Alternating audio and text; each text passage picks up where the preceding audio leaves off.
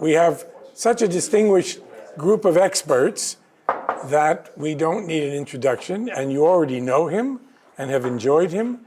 But today, Dominic Lieven is going to speak on the topic, small, discrete topic. Its title is Russian History. Dominic. Thank you, Ron. Yes. Well, I suppose the place to start is to say that as empires go, the Russian Empire was a great success. What started as a tiny principality on the furthest and least civilized periphery of Europe, right out in the east, ended up as an empire covering, what was it, a sixth of the world's land surface? And not just in military geographical terms a formidable achievement, but also this empire, this Russian high culture, was one of the great ornaments of world high culture. If you think of literary culture, painting, music, across a whole gamut of areas of high culture.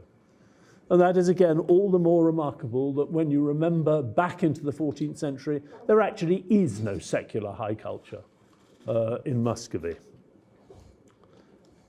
And I think the success, the triumph of the Russian imperial project is all the more remarkable given the challenges it faced. No other great empire in history has ever faced equivalent challenges of geography. None has ever been so very far north, so very far from the centers of world trade, world culture. And a heavy price was paid for those distances by the Russian population and by those who tried to create a modern Russian economy and state. If you like, the climate, the ice, the long winter months, the enormous distances can be seen as a vast tax, what in England you'd call a value-added tax, on every operation of the Russian population and the Russian government. Distance from the international trade routes tends to mean fewer towns, smaller middle classes, less education. And these were always marks of Russia in relative terms. There was always relative weakness in those respects, vis-à-vis its neighbors to the west, but also often to the south and even the east. Russia in the 1750s is just becoming one of the European great powers. At that time, it has roughly the same number of state officials as Prussia. And Prussia is 1% of Russia's land surface in Europe, let alone the vast empire outside Europe.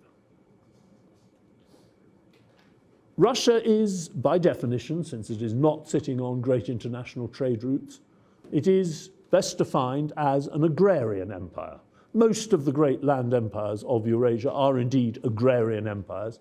What that means is that the rulers are having to squeeze out of the peasant population almost all the resources to sustain a powerful, grand, monarchical sort of carapace, plus, of course, the armed forces and the administration. Most of the great agrarian empires of Eurasia, though, were created in fertile river valleys with very concentrated populations. If you think of the early great empires, the Nile, the Tigris, the Euphrates, the Yellow River. By contrast, the Russian agrarian population is scattered over this simply vast and infertile agricultural zone. Not until the 1750s does the Russian population overtake that of France. So you have the most extraordinary difficulties in exercising control over the area you're trying to govern and exploit. Again, one can throw out never-ending numbers of statistics. I'll confine myself to one or two. Even after 300 years of the development of the Russian state, It is a formidable task in 1900 to bring the most basic educational and welfare services to the more than 500,000 villages in which the great majority of the population of European Russia live. In 1900, there are, roughly speaking, 100 million peasants. There are less than 10,000 state policemen in the countryside. This is a rather strange phenomenon, often described as a police state, which indeed it was, if you're talking about the operations of the political police in the cities. But once you're out in the countryside, where the overwhelming majority of the population live, the police are essentially what they were in Anglo-Saxon England, the local 10th man and 100th man elected by their fellow visitors. It is, in other words, desperately under-governed polity. On top of those difficulties, you have the problems of geography, or if you like, geopolitics. You will by now be bored of me saying that for 2,500 years, on the whole, nomadic polities are in military terms more formidable than sedentary ones. Well, Russia is sitting on the boundaries of the greatest zone of the steppe nomads, which stretches from Hungary all the way out to Manchuria and Mongolia. So there's a major security threat. And subsequently, Russia is on the eastern boundary of that region of the earth which is most powerful, most expansionary, etc., Latin Europe. So there are, again, formidable security issues involved. Out of that combination, all I'm trying to say is, if you are going to survive, if you are going to flourish as a great power, you're going to have to be a pretty tough, exploitative, ruthless polity. There's not going to be much fat over, put it that way. It's not all doom and gloom, and here I will repeat something which I think I've said already twice. One huge advantage Russia does get, and this is common to many systems in international relations, Russia is on the outer edge of the system.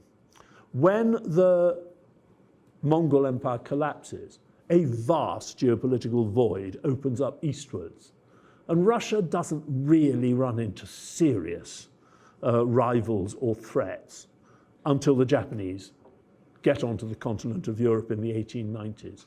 That will send some of my colleagues who've devoted their lives to studying Russian-Qing relations into a spin. But actually, the Russians are operating against the Qing at the very end of long lines of communications. There are minor skirmishes, and then both the Russians and the Qing come to a perfectly peaceful modus vivendi. That does not stop the Russians from gathering in this simply colossal store, initially of furs, then of silver, of gold, all the goodies of Siberia, which add enormously to the revenues and the potential power of the Russian state.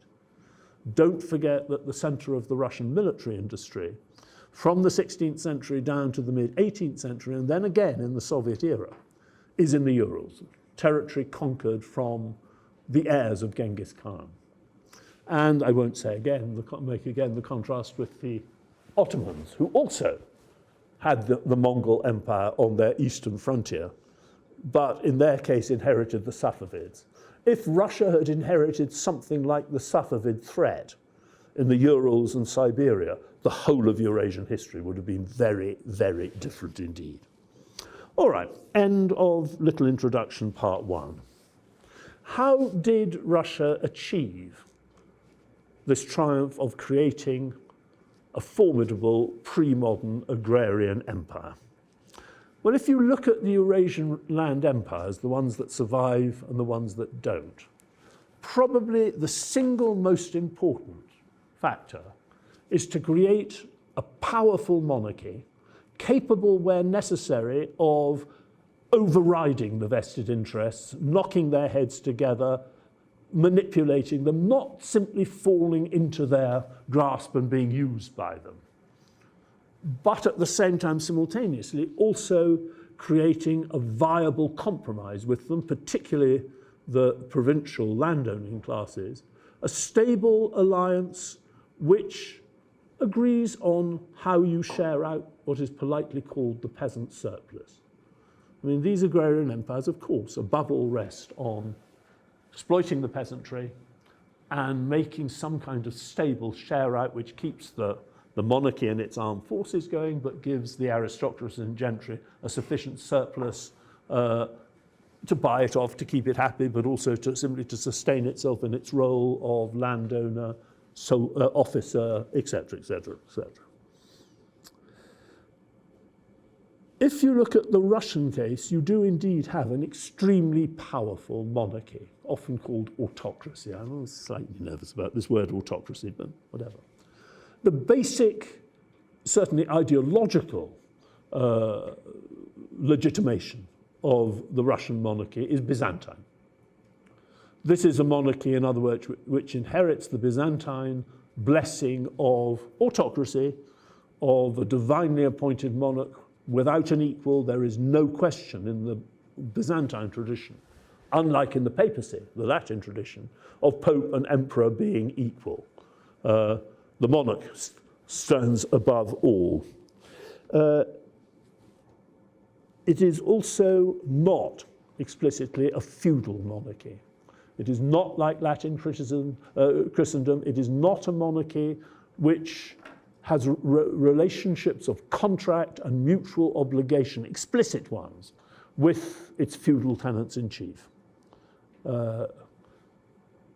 So in two significant ways, you are dealing with a monarchy which is more formidable than its West European equivalent and does, in that sense, look more like the Chinese monarchy or the Ottoman monarchy, etc.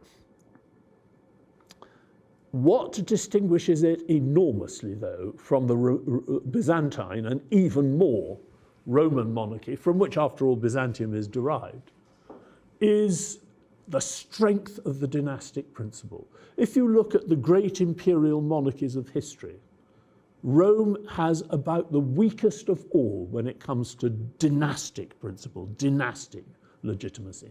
Virtually no Roman dynasty lasted more than 3-4 generations.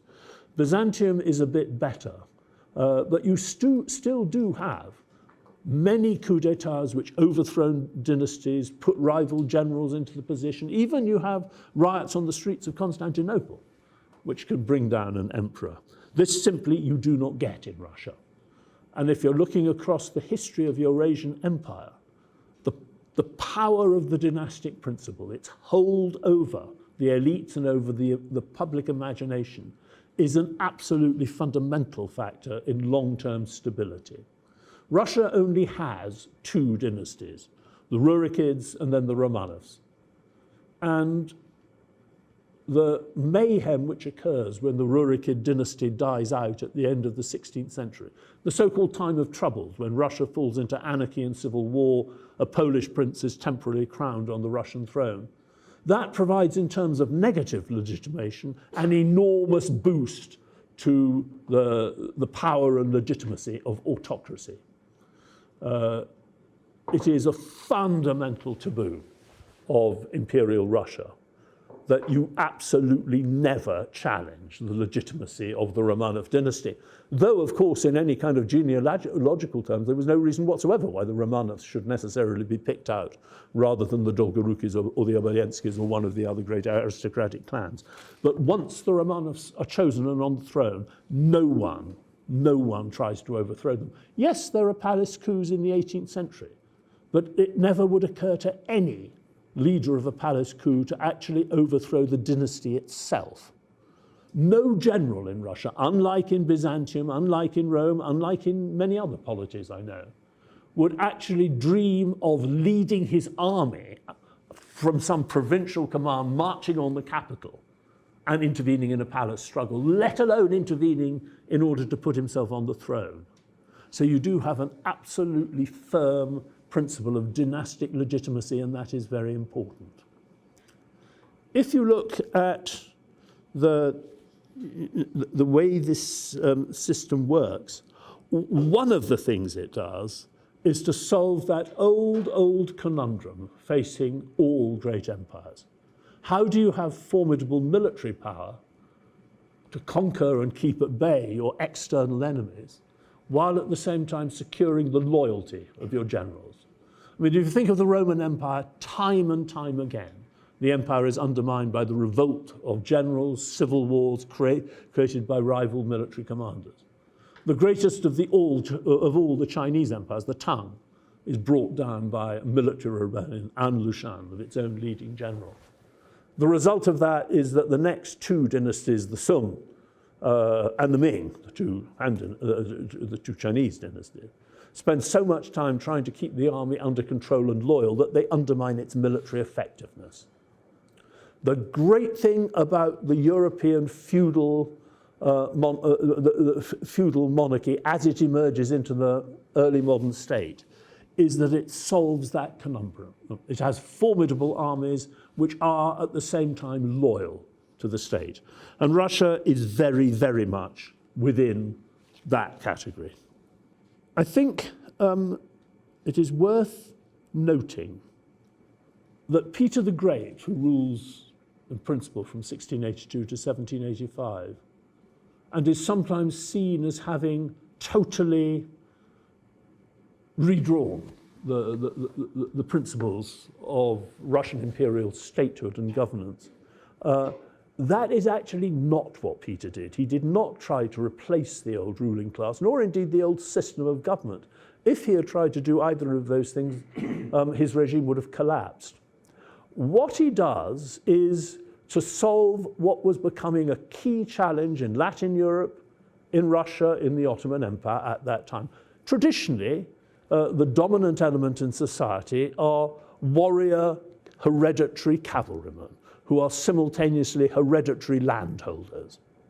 And whether you're talking about the feudal knight or his equivalent, the Russian pomeshchik, or his Ottoman comparison, the so-called timariot, the basic point is that that kind of warrior is becoming redundant. The way that warfare is moving means you need less of these sort of shaggy armored cavalrymen rushing about, particularly if they're undisciplined. You need trained infantry and artillery. You need the early modern European army. And at its most basic, what you could say is that the Russians, like the Europeans, succeed in turning the knight, the warrior cavalryman, into an effective professional officer in the king's army, and at the same time, an effective administrator in the provinces. The Ottomans failed to do that for all sorts of reasons. And one vital element there, one vital result, is that the Ottomans lose out when it comes to the biggest challenge of all great agrarian empires. Look, common sense will tell you that if you are trying to govern and sustain polities of immense scale, given pre-modern communications, you run a constant risk of everything unraveling. Maintaining control at 1,000 kilometers distance, 2,000, is a nightmare. Any fool can so-called decentralize and watch the empire disintegrate. The whole trick is to ensure that somewhere along the line you have a sufficiently stable and intelligent relationship between the monarchy and the provincial elites, which will keep the imperial system on the road. And as I say, through this alliance between monarchy and aristocracy, the Russians do that. The symbols are rather fun, and you can see them in Russian culture. And it is another way in which Russia clearly follows the European pattern.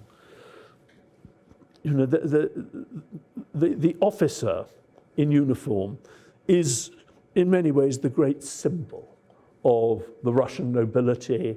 All the young men go into of the elite tend to go into the army. The Romanovs themselves are virtually never seen outside uniform. The uniform is the symbol that unites the monarch and the noble elite who fill up his officer ranks, fill up his key positions in the civil service. The insignia, they carry the emperor's insignia on his shoulders. They have here the little gorget, which is the last remnant of feudal knighthood.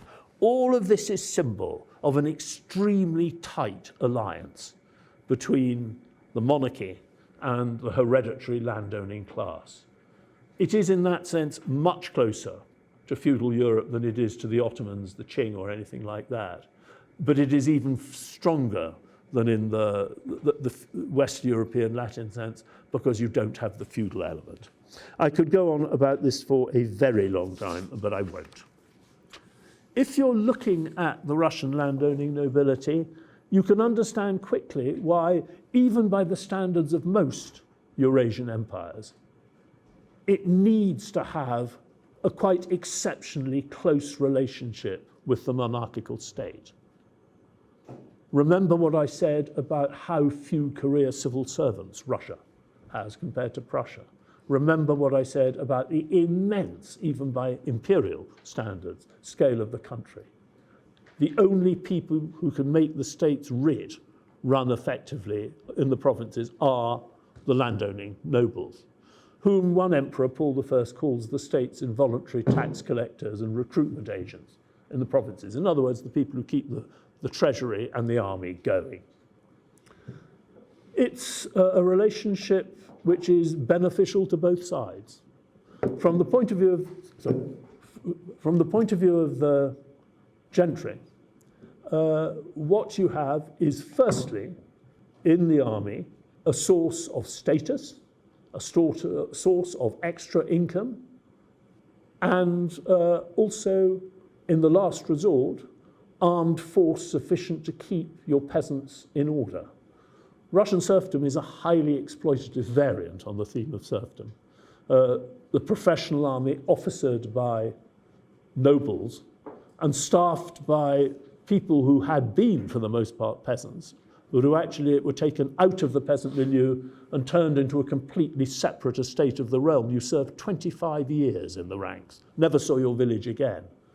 This is a formidable institution for domestic repression, keeping the whole exploitative serf order going. So it's mutually beneficial. In the majority of cases, noble officers serve in the army for 10 years. They, given the fact that Russia is a poor agrarian country and that estates are divided up among sons, they need the extra income, these noblemen.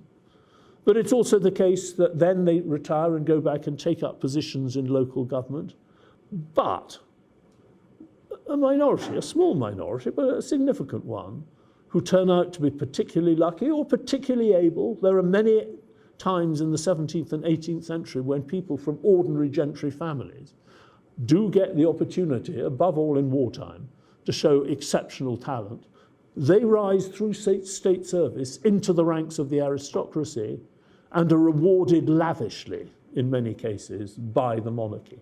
The monarchy maintains a balance. The monarchy's greatest beneficiaries, the people by whom the monarch is surrounded, are the great aristocratic families. They are the greatest beneficiaries of Russia's enormous expansion and the great growth in Russian wealth in the 18th century. But the monarchy never allows it to become simply the captive of these aristocratic clans. It keeps open the possibilities through its army and bureaucracy that men of more middling gentry backgrounds will be able to make their way up the system.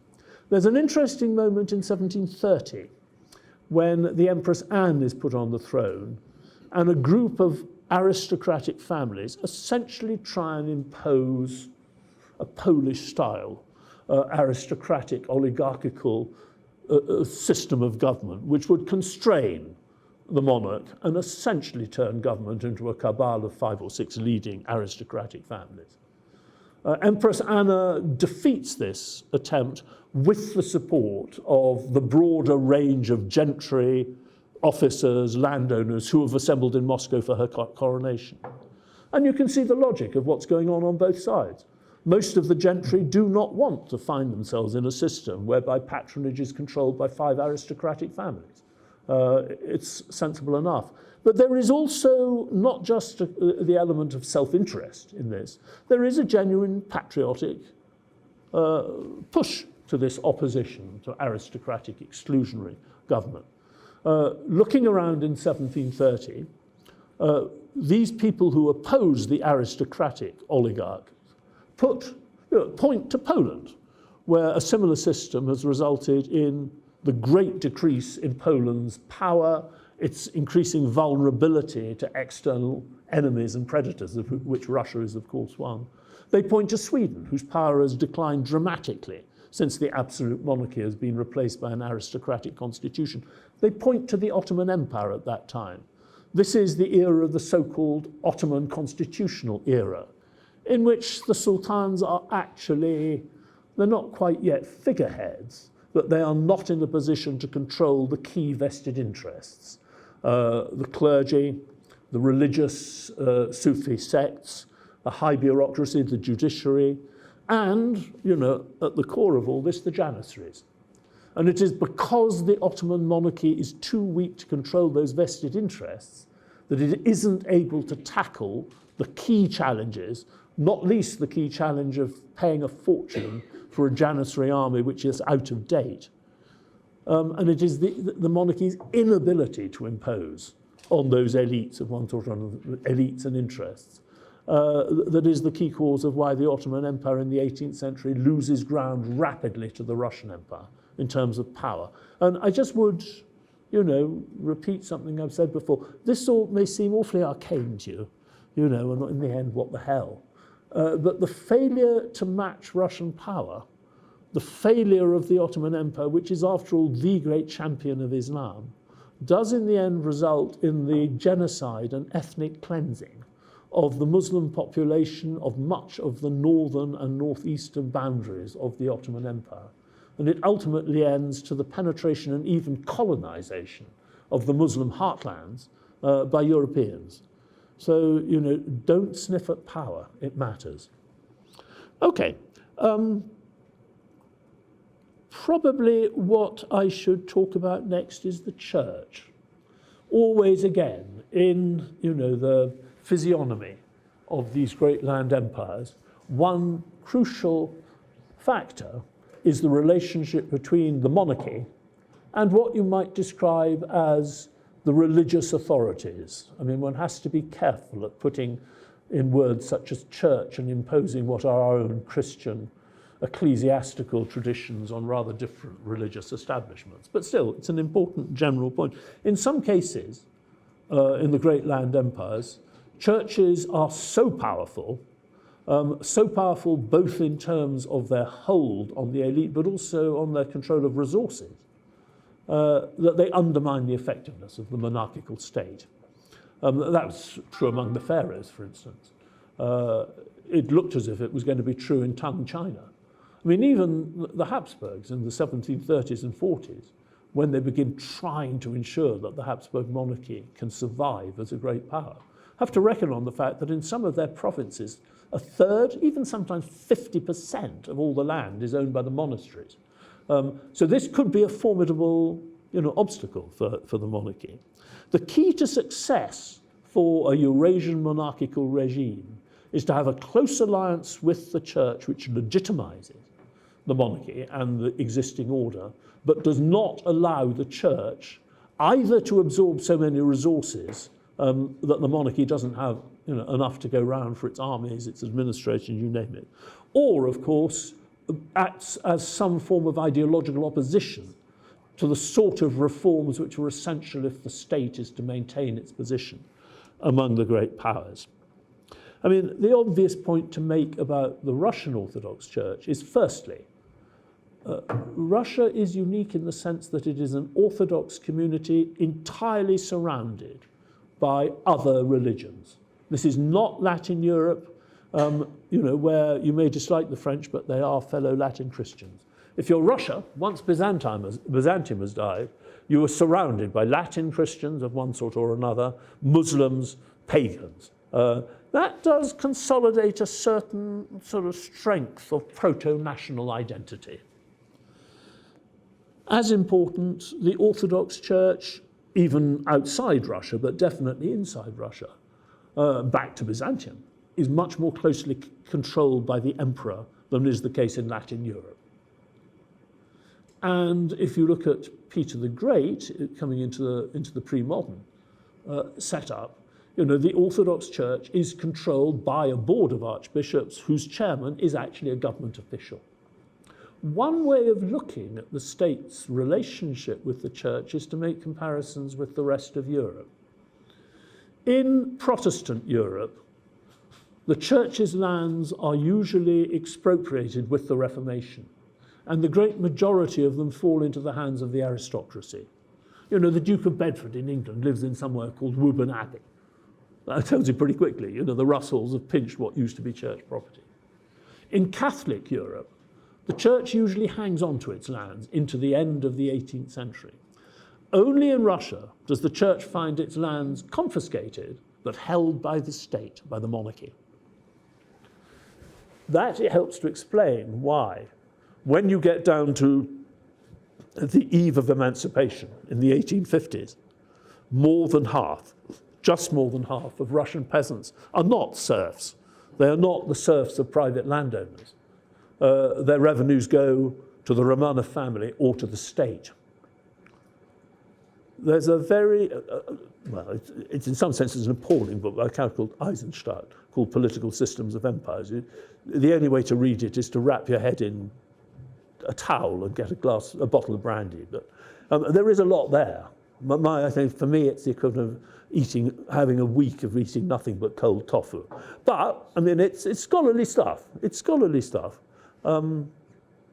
What he argues is that a lasting, successful Eurasian monarchy, agrarian monarchy, must ensure that a significant percentage of the peasantry remains under the direct control of the state, that the state does not allow the aristocratic elite to cream off the surplus from the whole peasantry.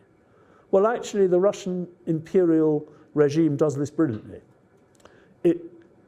Its main source of revenue by the second half of the 18th century are precisely the rents paid by that 50% of the peasantry, which pays all its rents to the state because it doesn't have private landowners.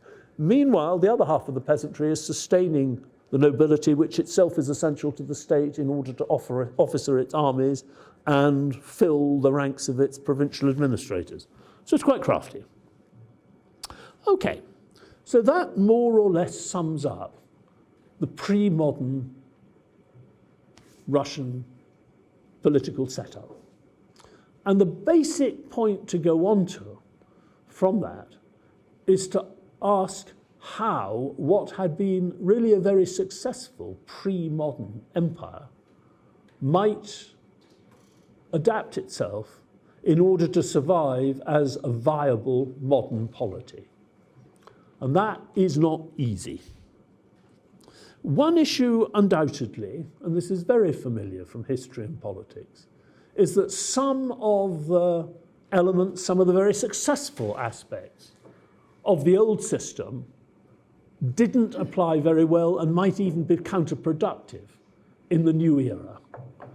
I mean, one has to be careful about this, but the autocratic tradition of actually trying to control everything may not always work best as you're coming into the 19th century and into a modern world where a greater degree of autonomy has got to be allowed to a whole range of institutions and economic interests, not least, well, yeah, just like, I mean, one obvious example.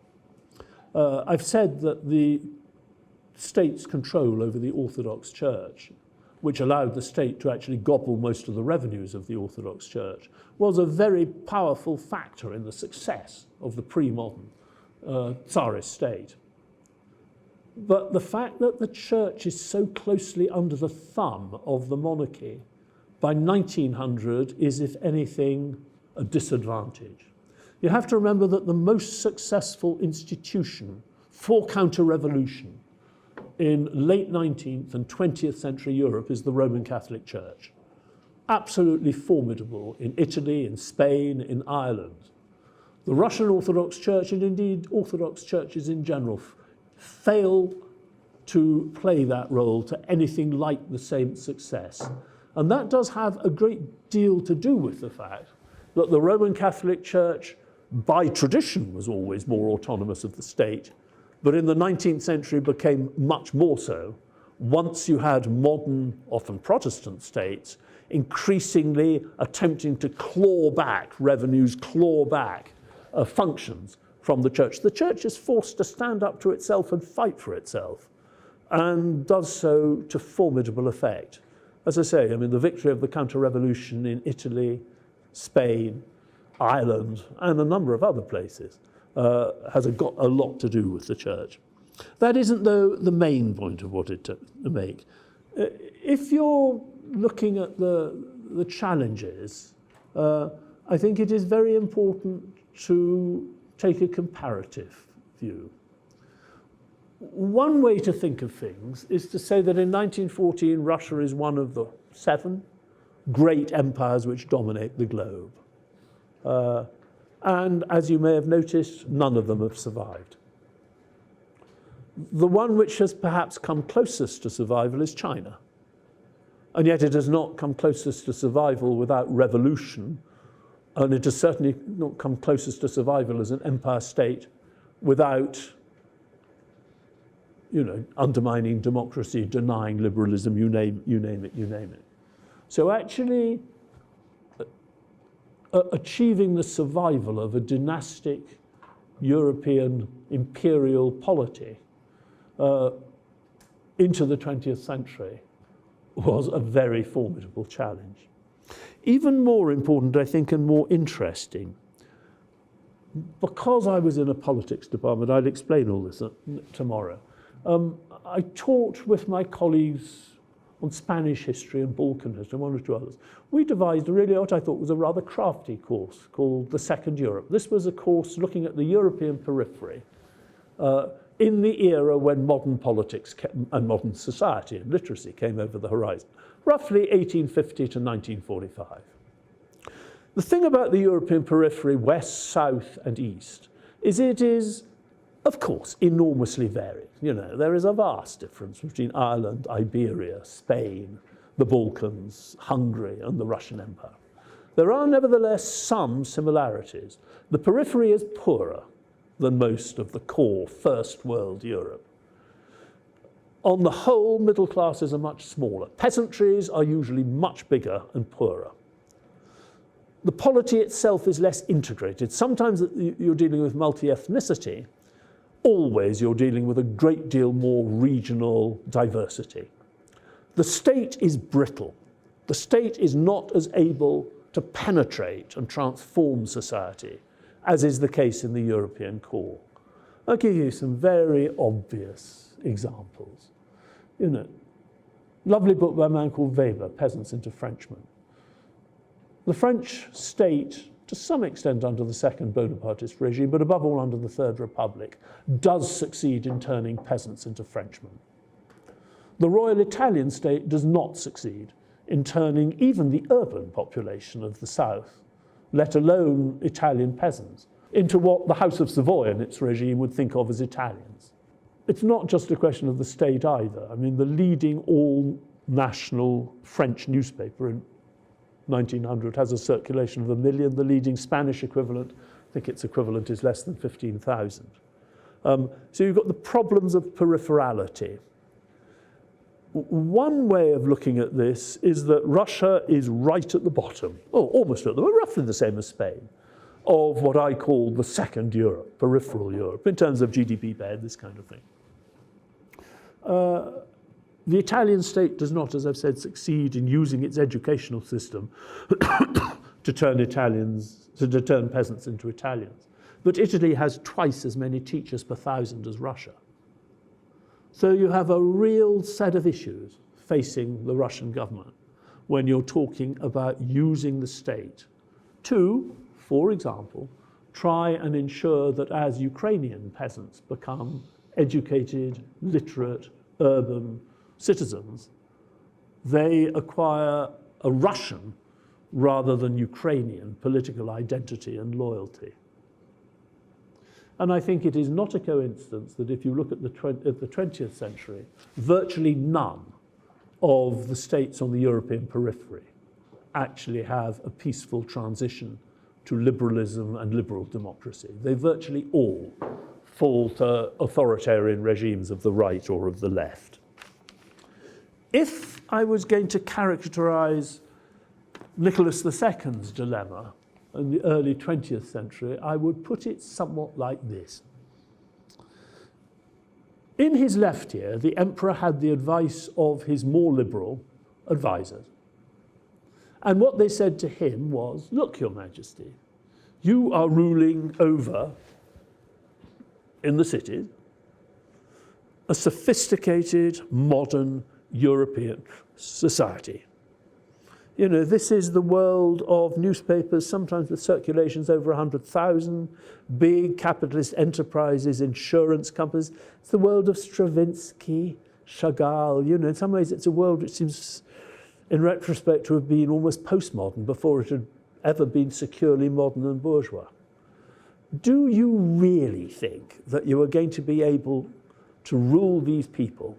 And there are, after all, 20 or 30 million of them, by a political regime which rests on the principles of 18th century enlightened despotism and even earlier medieval conceptions of divine right monarchy, to which the answer is pretty obviously no.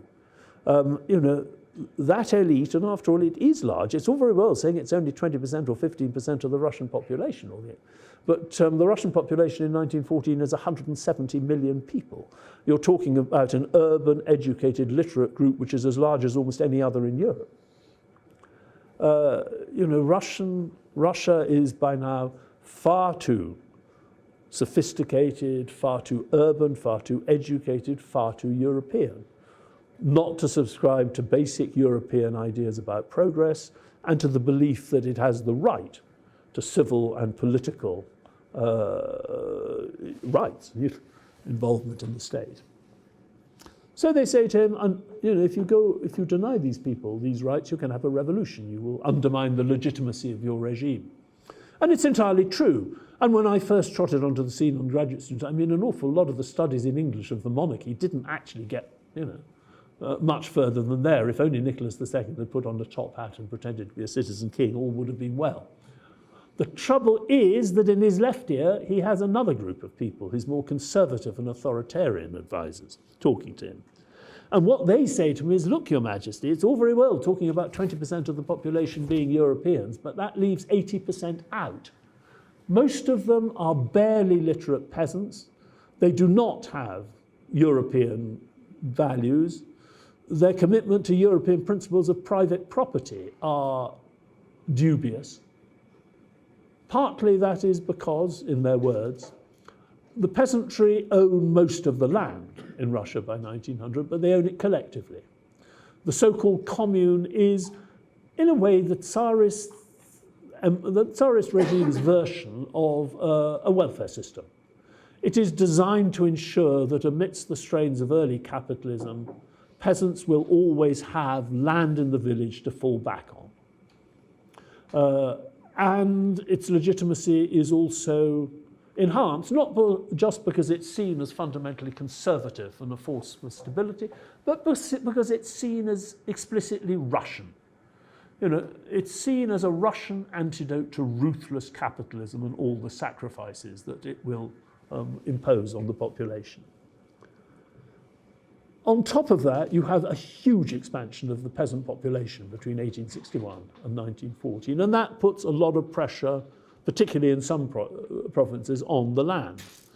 And therefore it creates an ever greater tension between the landowning class and the peasantry in many areas. Now you've got to be careful. The Russian aristocracy and gentry owns a relatively small percentage of the land by most West European principles.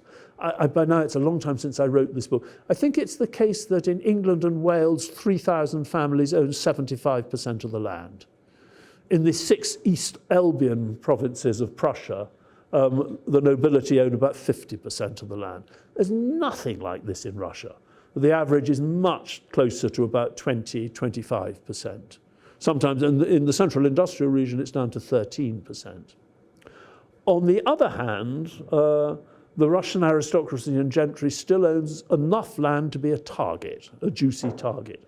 You know, you're not dealing with Bavaria or Württemberg, or indeed bits of Scandinavia, where the percentage is down to 3%, 4%. So they're in that sort of zone of danger. And the basic result is, added to all the tensions which came up over emancipation, is you've got a potential agrarian crisis. In 1905, there are major disturbances in the countryside. country houses burned down, etc., etc.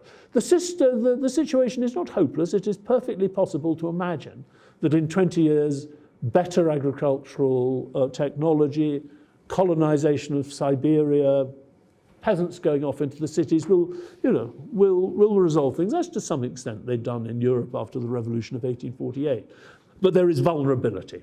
If there is a revolution in the center, in the cities, you can't rely on rural counter-revolution coming to your rescue, as happened in Central Europe in 1848. Then you have the crisis in the cities with the working class. Again, I can't go into this in any detail, but by 1900, Russia has the most radical working class in Europe. The regime is split between those who say, look, we've got to give these people free trade unions, others who say, no, we must set up our own trade unions to try and protect them against the ravages of early capitalism, and others who say any kind of trade union you give them will be used by revolutionary parties as, in a sense, fortresses from which they can propagate and organize the cause of revolutionary socialism.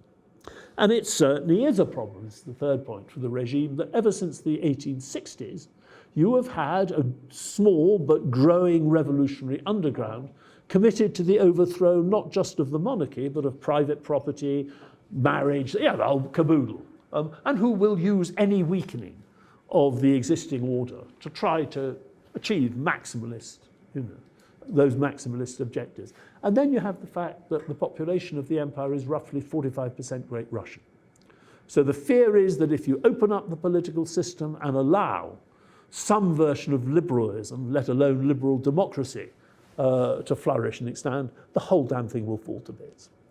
So, in his other ear, Nicholas II is fundamentally being told only the existing monarchical police state can hold this empire and this society together, at least until we have had the development of a rich peasant conservative class, a la Prussia.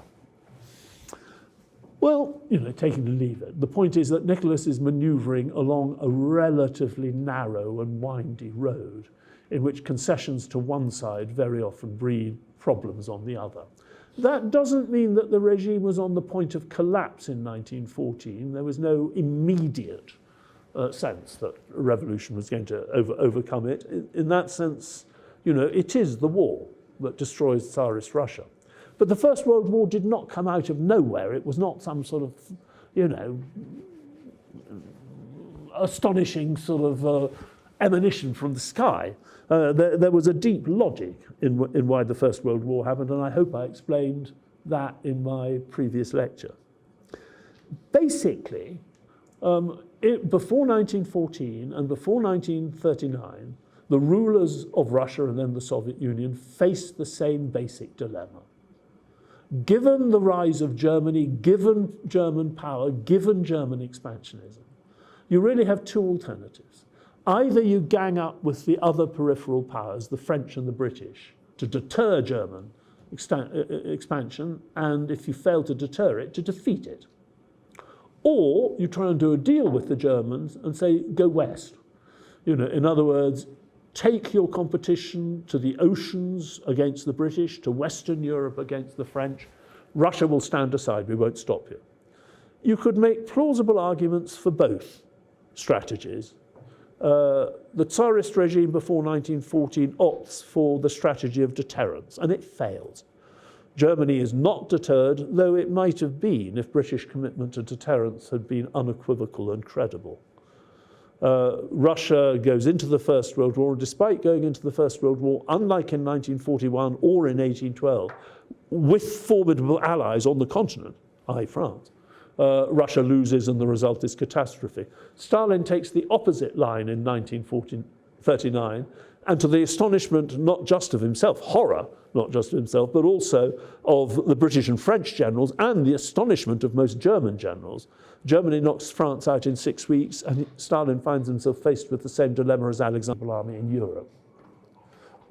None of the European great powers are going to stand by while Russia becomes secedes from the international system, becomes the headquarters of international socialist revolution, repudiates the contemporary equivalents of billions and billions of dollars in foreign debt, And the Germans are least of all going to put up with this because they've got the German communities in the Russian Empire to think about. By the winter of 1913, particularly in the Baltic provinces, you've got mayhem, with gentry estates being ravaged, the odd murder, etc., etc. William II, the German emperor, promises the representatives of the Baltic nobility and professional middle class that he will not intervene so long as the Tsarist regime survives, but that if revolution succeeds in Russia, the German army will intervene in the Baltic provinces to rescue German lives and property. William II's promises are not state policy, but it would have been very hard indeed for any German government to simply stand aside while the German elites in the Baltic provinces are overrun and while at the same time, German bondholders are expropriated, etc., etc., etc. Germany, in other words, would have been a formidable force for counter-revolution. Now roll on to 1917. Germany becomes a decisive factor in pushing the revolution to the left for very good and obvious reasons. They're trying to use the revolution to undermine the Russian war effort. And they do so brilliantly. I mean, they're not the key factor, but they are very important. Lenin gets back to Russia in his lovely sealed train. The basic result of German policy is that when the Bolsheviks come to power, the Eastern Front collapses. And from the Bolshevik perspective, they're given 1 year in which they can consolidate their hold on the geopolitical, economic, demographic, and also armament centers of the Russian Empire before counter-revolution can really get going. And that 1 year is very, very important. I think this is something to conjure with. Again, I'm not saying anything desperately original. The end of the First World War, there was a communist revolution in Hungary. It was defeated, not by the Hungarian counter-revolution, but by the Romanian army. If you think of Spain in the 1930s, the Spanish counter-revolution was much more than just Hitler and Mussolini, but it wouldn't probably have succeeded without them. Foreign intervention can be decisive. It isn't always, but it can be. Another element here, which is also worth conjuring with, is that if the Germans had not brought the Americans into the war, just as Russia, because of the revolution, is exiting from the war, the Germans had it within their grasp to win the First World War. To win the First World War, all you needed was stalemate on the Western Front and Brest-Litovsk in the east.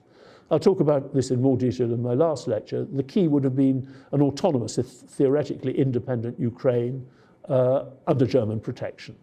Because without Ukraine, Russia loses the key to its export agriculture and its metal, coal, and defense industries. If Brest-Litovsk stands, Russia loses its position as a great power, at least for a generation, and Germany becomes the hegemon of Central and Eastern Europe, and therefore the predominant power in Europe as a whole. For better or worse, who can say? And it depends whom you're talking about. But it is a mistake to equate the Germany of the First World War and the Germany of the Second World War. Look, German military occupation in Eastern Europe is not fun. Military occupation seldom is. But this is nothing like the genocidal regime of the Second World War. The Germans don't do anything to equivalent to the mass ethnic cleansing of Jews by the Russian army in 1516. They don't do anything like the Austrian policy in Serbia, and certainly they don't do anything like the Ottoman army against the Armenians. It is also the case that although for a generation, or indeed for longer, a so-called autonomous Ukraine could only survive as a German protectorate, actually that autonomous Ukraine was a more viable potential nation state than the Iraq which the British carved out of the Ottoman Empire in order to dominate Mesopotamian oil. So you've got to stand back from the present and forget, the world. You mustn't see everything through the eye of the Second World War. Just briefly on to the Soviet era. Only 5 minutes. Look, I am not a historian of the Soviet Union. I'll explain all the ins and outs tomorrow when I talk about my own rather strange career. But for a variety of very strange reasons, I ended up in a politics department for 31 years of my career, and therefore did, of course, teach Soviet politics. Then, by an even stranger collection of chance, I was on Margaret Thatcher's Foreign Policy Advisory Committee during the last years of the Cold War, Intelligence and Security Top Committee. And I spent an endless amount of time writing in the press, going on with it, etc., etc. So I had the job, and I enjoyed it, of trying to put Perestroika, Gorbachev, into the broader context of Russian history, explaining where it came from and explaining the pitfalls it was likely to face.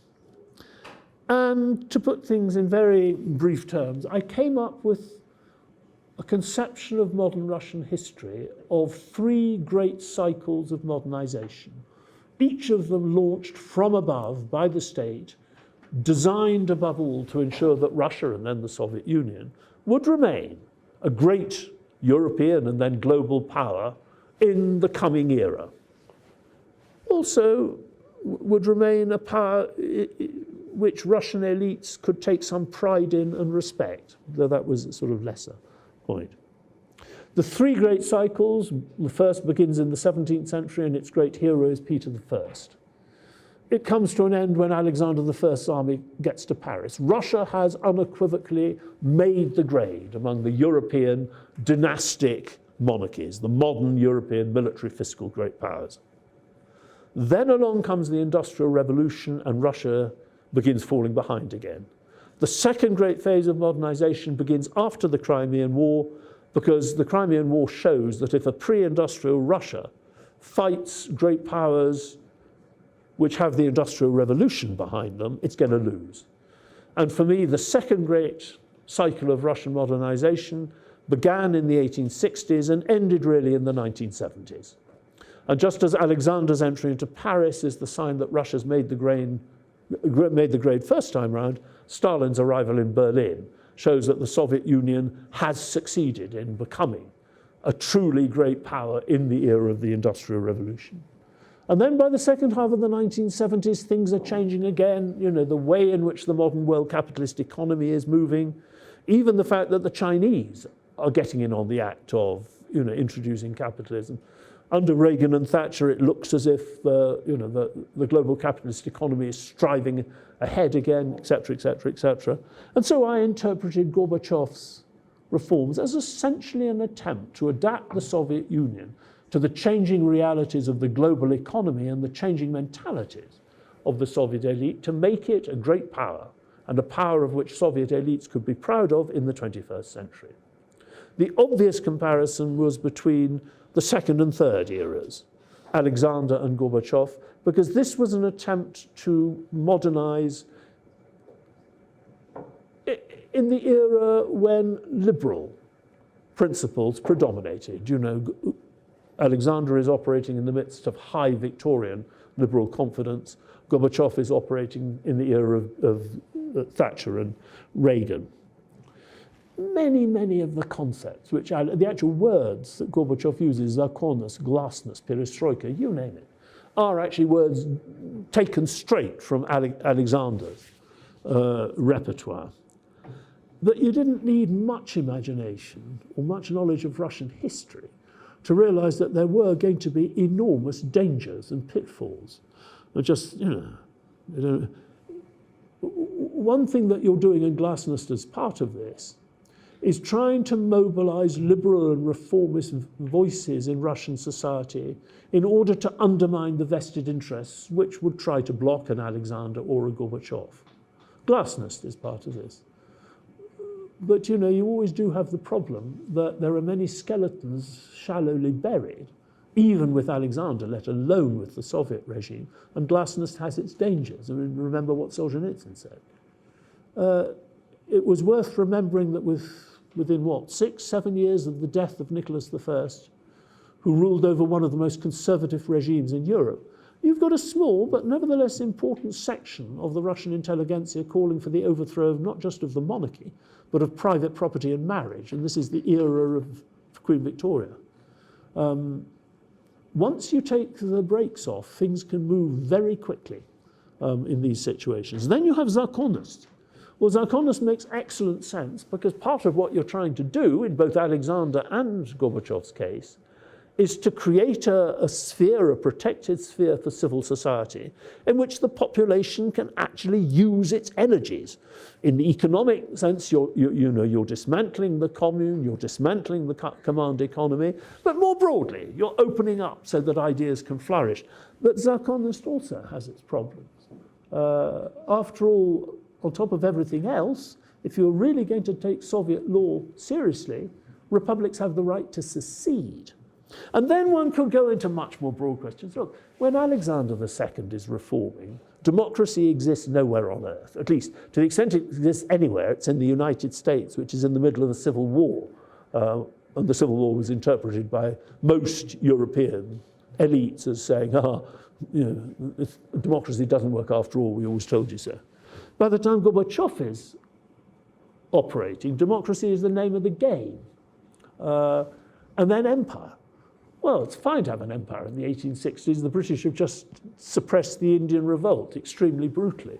But by the 1980s, empire is anathema.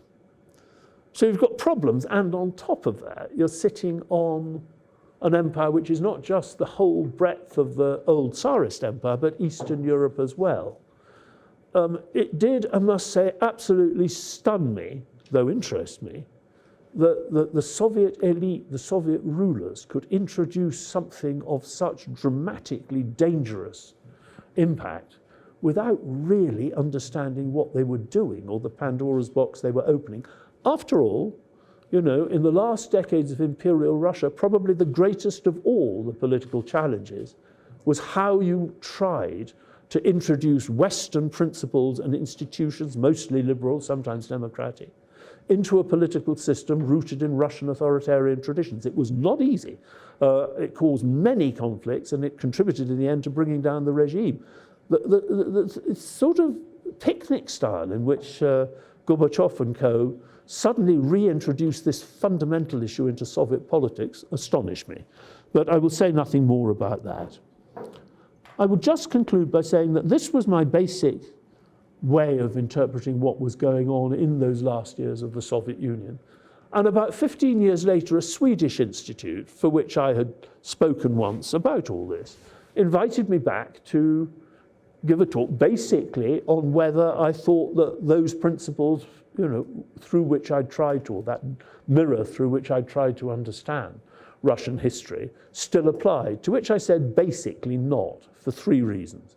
The first was it struck me that in the short to medium run, the best way of looking on things was end of empire. Whereas, in the period between 1985 and 1991, most of my perspective on what was going on in the Soviet Union was drawn from Russian history, and specifically from Russian Tsarist history more than anything. Once the Soviet Union collapsed, what above all struck me as the useful perspective in the short to medium run was the history of the collapse of empire and its consequences worldwide. That was the first point. The second point I said why I was dubious about the applicability was that, as you will have noticed, the whole of my perception of Russian history is based on the idea of Western hegemony. Russia is operating in a global order in which, unequivocally, Europe and the West is number one. And so much of what it is doing is trying in one sense or another to catch up with the West, overcome it, etc., etc. Well, we're back to what we were discussing yesterday. Who knows what's going on, but it is pretty clear that the Western hegemony is under deep threat and may actually be about to disintegrate. At the very least, if you look at the share of global GDP, which is now in non-Western hands, you would be very hard-pressed to imagine that you can ever go back to a world in which the West can be as dominant as it used to be. There is also, and I am an optimistic type, so I always like mentioning the fact, bringing China in is much more difficult than bringing Germany in before 1914. There is a real risk that we're going to make a mess of it and that we're going to have some kind of full-scale war in East Asia, at which point all bets are off. And then thirdly, even if we avoid that, and I think we will, although your guess is as good as mine, we've got global warming. I mean, the basic point about the climate challenge is that since the early 19th century, we've taken it for granted that the Malthusian insight, criticism of liberal capitalism is wrong. You know, he argued that resources were finite and the result of pushing population growth in the way we were doing was going to be famine and collapse. He was thinking in terms of, you know, what made good sense in terms of history when we've had previous explosions of the population which have come to an end in sort of just overstretching resources in famine, plague, war, you name it. Now, of course, if we go back to a pre-Malthusian world, then again, we're into something completely different. I don't think we will. I mean, I don't know. Again, your guess is as good as mine. My crafty son-in-law owns, I call it a hedge fund. I don't think it is a hedge fund. It's an investment fund geared to actually trying to turn private capital towards investments in green energy. Rather interesting. And my old student, John Thornhill, who's sort of IT at the FT, they both Tommy and John said this, they say that they believe that actually technology can solve most of the most dangerous elements in climate change. But it can only do that with a bit of intelligent direction from governments, and there doesn't necessarily seem to be an awful lot of that coming certainly from the White House at the moment. And also that even if you do that, there is going to be an enormous amount of mopping up mass-scale migration, huge challenges, and therefore great political tensions. My usual obsession is China and India both being, you know, water deficit countries. The Chinese sitting on the headwaters of the main rivers of South and Southeast Asia. And I got really cheerful when in the last India-Pakistan crisis, the Indians said that they were going to abrogate the water treaty. If the Chinese do that to them, they are not going to like it. So there are all sorts of very big challenges and conflicts coming up, which make me very reticent indeed about continuing to draw expectations, parallels with a previous era in which Europe was unequivocally top dog and everything depended on Russia's relationship with Europe.